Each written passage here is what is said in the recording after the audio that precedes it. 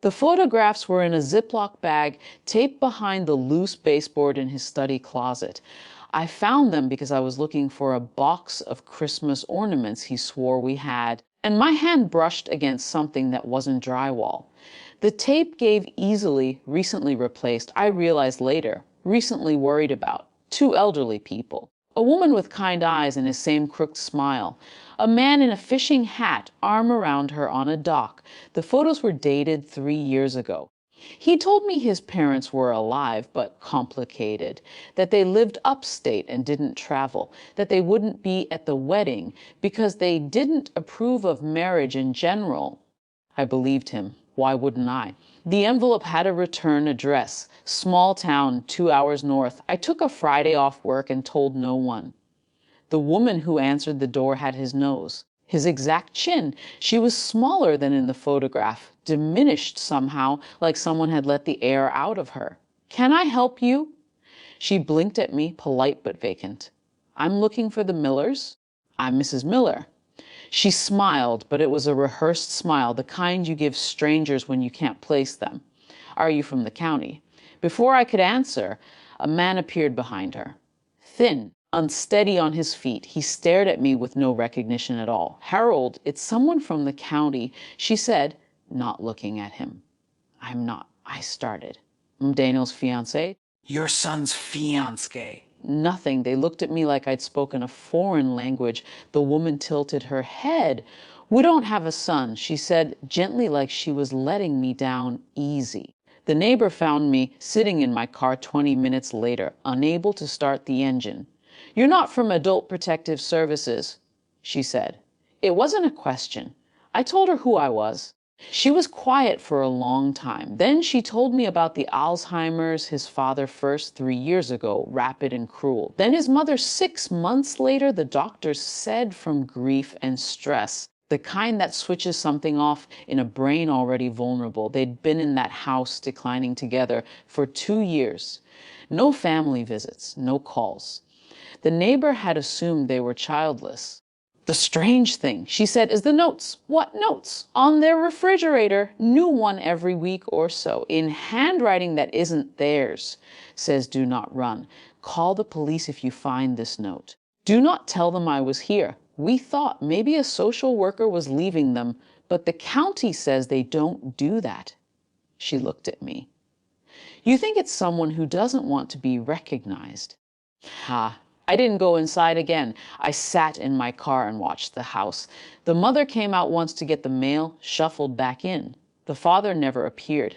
A Meals on Wheels car pulled up at noon. A volunteer carried a bag to the door, stayed 3 minutes, left. At 2 o'clock, I drove home. He was already there when I got back, sitting at the kitchen table, laptop open, wedding spreadsheet on the screen, caterer quotes. He looked up and smiled. "Hey, good day." "Fine," I said. I stood in the doorway and watched him. He seemed so normal, so familiar. The man who held my hair back when I had the flu. The man who remembered how I took my coffee even when I forgot to tell him. The man who said his parents wouldn't come to our wedding because they were old-fashioned and difficult. "I'm thinking we should do the chicken option," he said. "The beef is overpriced for what it is. Okay. You okay? You seem quiet. Just tired." He nodded, turned back to the screen. I watched his fingers on the keyboard and thought about the note on his parents' refrigerator. The handwriting I knew as well as my own. The instruction to call the police, but not to mention him. The photographs hidden behind the baseboard like something that needed to be concealed. He'd been there. Recently, he'd left those notes. And then he'd come home to me and talked about flower arrangements. That night, I couldn't sleep.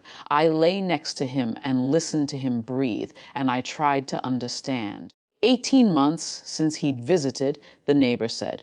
But the notes were weekly, so he was going there. He was standing in their kitchen, looking at them, leaving instructions for strangers to call the police, but not to say he'd been there. Why? What do you write on your own parents' refrigerator when you can't bear to be recognized? I went back the next weekend, alone again. This time I waited until I saw the Meals on Wheels volunteer leave. Then I knocked. The mother answered. Same vacant smile. Are you from the county? No. I'm a friend of your son's. Oh, I know. I didn't know why I said that. Can I come in for a minute? She let me.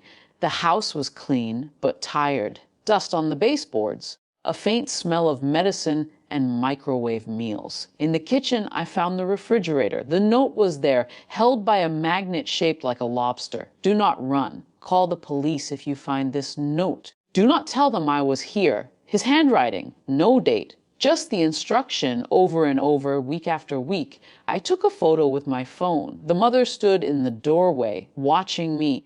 Are you here to help? I don't know, I said. I don't know what I'm here for. I drove home and didn't tell him. Not that night, not the next week, not when we finalized the guest list and I saw their names weren't on it. Not when his mother's birthday passed and he didn't mention it.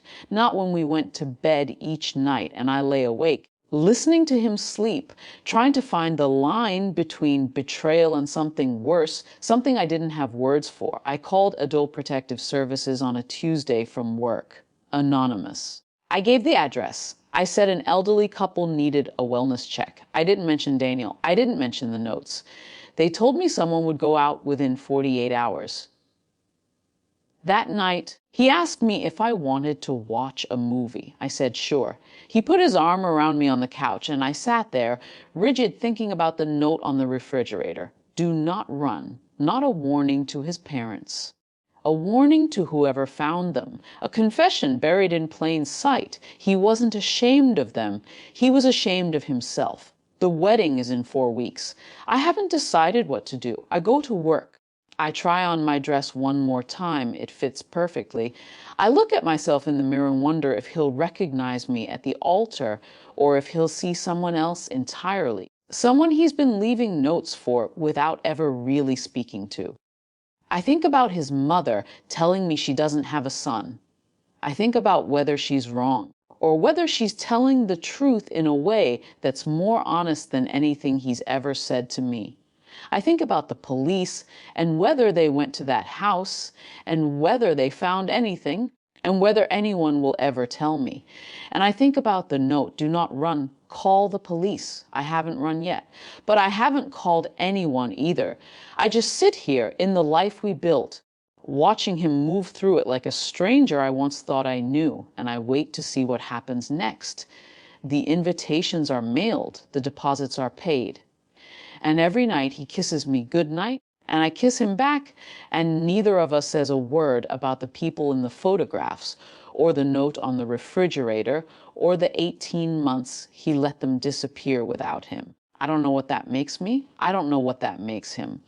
But I know this when I close my eyes at night, I see his mother's face and I hear her voice. We don't have a son. And for the first time, I understand that she wasn't confused. She was telling the truth. She just didn't know it yet.